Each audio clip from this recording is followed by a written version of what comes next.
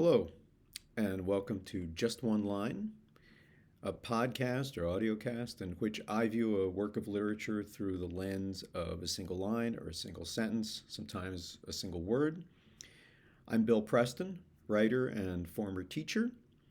However, academically you treat your reading and whether or not you have at hand the work I'm discussing, I hope you find this podcast helpful in simply thinking about whatever you read and appreciating more deeply what goes into the creation of a terrific piece of writing.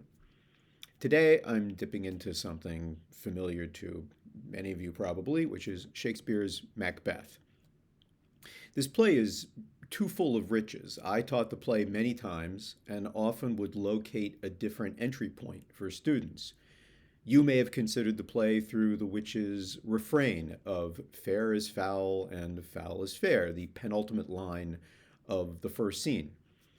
I want to lead us into Macbeth, however, through a different line and really through just a single word. The play begins with one witch asking the other two, "When shall we three meet again?" But if you want to boil that a little longer, when, in the opening line, is the real question and answered. It's part of a series of questions. When will we meet?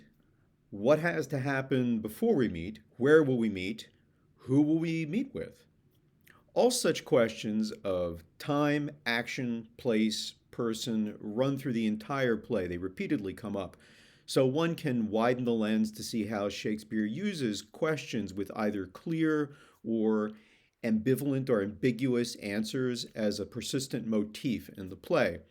But for the purposes of narrowness, I'm sticking with when. Time, timing. And let's consider a few scenes in terms of when, and I'll leave the rest for you to do. Before we meet Macbeth, we hear other people talking about him in terms of when. The witches will find him after the battle, which we assume is happening now, but that's not stated. King Duncan receives multiple reports about this battle, and in terms of when, who is winning and who is losing depends on when you check in. The conflict seems to be a toss-up until Macbeth shows up, changing the whole course of the conflict. Why is Macbeth so effective in combat? It comes down, we're told, to when. Macbeth, when he is introduced into the battle, charges straight ahead. Ne'er shook hands nor bade farewell till he comes upon the leader and then cuts him through the middle and lops off his head. Macbeth is a man of action. In a world of people asking when, Macbeth's reply would be now. But one person's now is another person's already. After all, we learn about this victory only through Ross, a character who throughout the play delays saying what he should say. Information always has to wait for people to relay it. But does it? In a world with witches, tomorrow, the key repeated word in the play's most famous speech, tomorrow might as well be yesterday to them. At least, that's one way to think of the witches. The witches greet Macbeth as they had foreseen upon the heath and inform him that he's been given additional lands and title. This is soon confirmed when Ross, who gives his information in reverse chronological order, catches up with Macbeth and his companion Banquo. But wow, the witches already knew? But when did they find out? Well, consider, everyone around the king already knew it. The audience knew it. Macbeth is simply the last one to find out, but he sees the occurrence as a prediction, and this leads to the next when for him, since the witches tell him he'll be king. But when?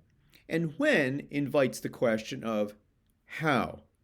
By what means will I become king? Now, Shakespeare always plays fast and loose with time and place. His task is to tell a compelling story, not to worry about how far it is from Scone to Fife or how long it takes you to get from one place to the other by horse. But in this play, Shakespeare often introduces the idea of someone arriving either in time or at the wrong time. whatever works dramatically for the scene. So let's consider a few more critical whens in the play. Lady Macbeth gets a letter from her husband, which of course arrives a few minutes before her husband. The when is crucial because in that time between the news and the arrival of the man himself, Lady Macbeth concocts some portion of a plan to make her husband king sooner rather than later. Even so, she's startled to learn from her husband that the king will be there in their castle that very night. Macbeth objects to the idea of killing his king for a host of reasons, but Lady Macbeth's response to him includes a point about when. The time and place have made themselves, she tells him. Why wait when this is clearly the perfect moment? Indeed, why would Macbeth, the man who acts immediately in the heat of battle, be so undone by this, to the point that his wife questions his manhood?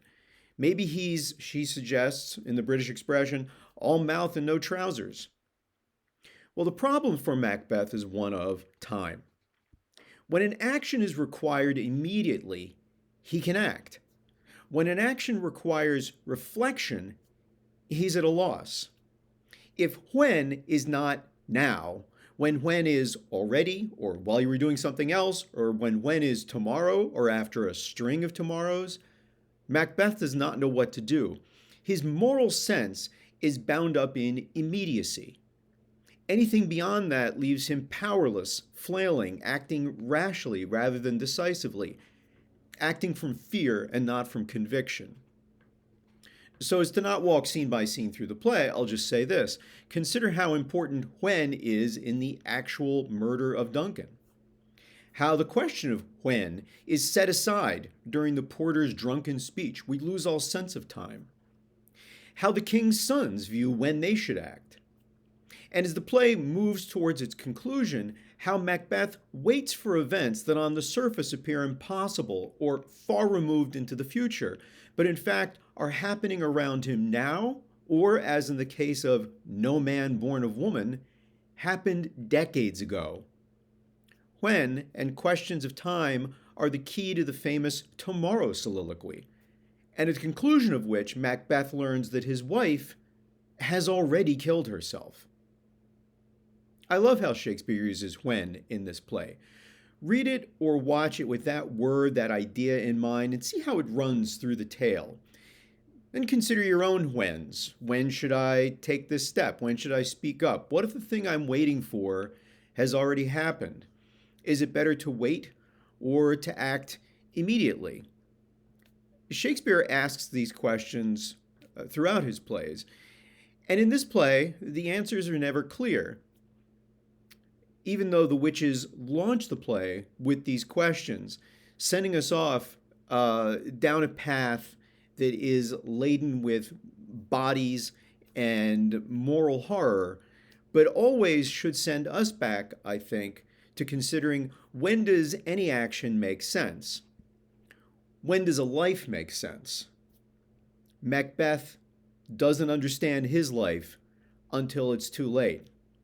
Is it possible to see our own life's meaning before we complete it?